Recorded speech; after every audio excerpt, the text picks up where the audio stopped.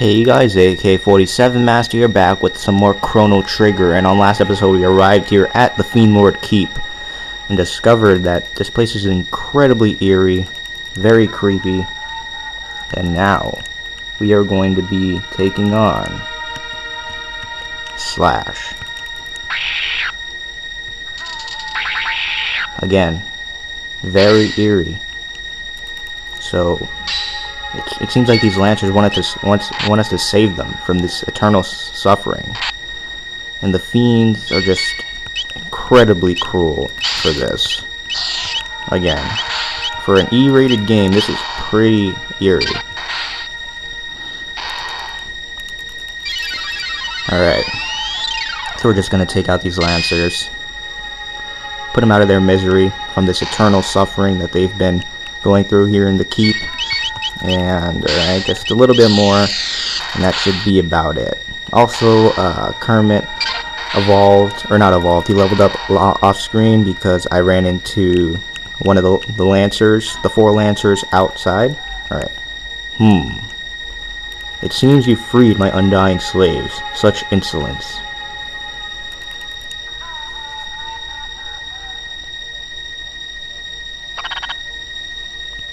It has been ages, Slash.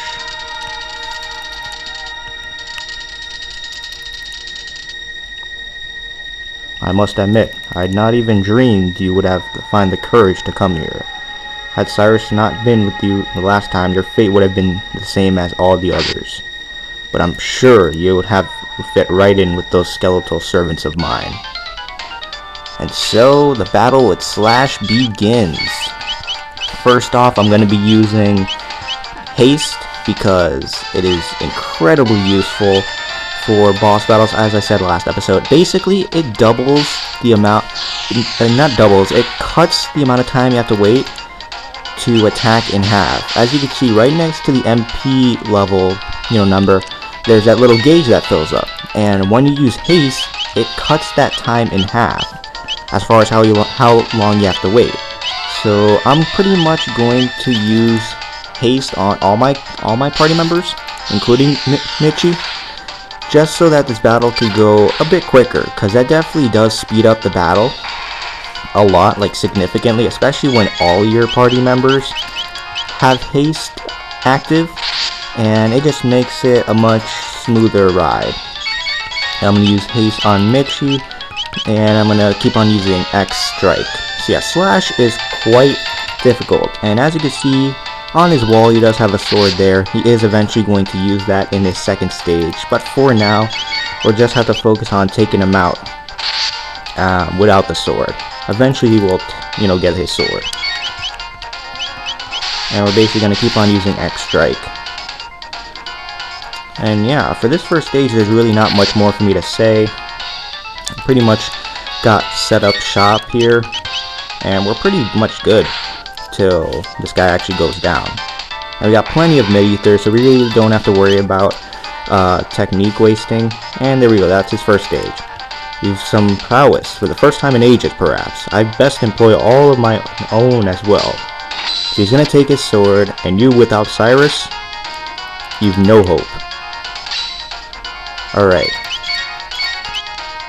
So now the thing is, haste is no longer active, which is kind of annoying. So we have to reactivate haste. Not a big problem. Again, we have plenty of MP to use up. We have plenty of ethers, so we really don't have to worry about that. Magic, magic conservation is really not a problem anymore for us. And I'm going to use haste on Kermit now. I couldn't think of his name for some reason. And yeah. So yeah, X-Strike is probably the best option for this boss battle, because every two times you use you use X-Strike, it takes out 1,000 HP from him.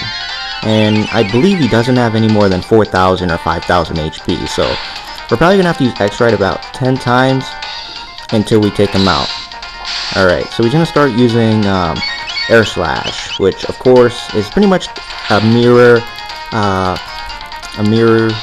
similarity to Chris's Air Slash. It can attack multiple people And of course, he's a boss battles. He's a boss, so he's able to go at an angle to be able to attack multiple of your party members at once, which is kind of sucky.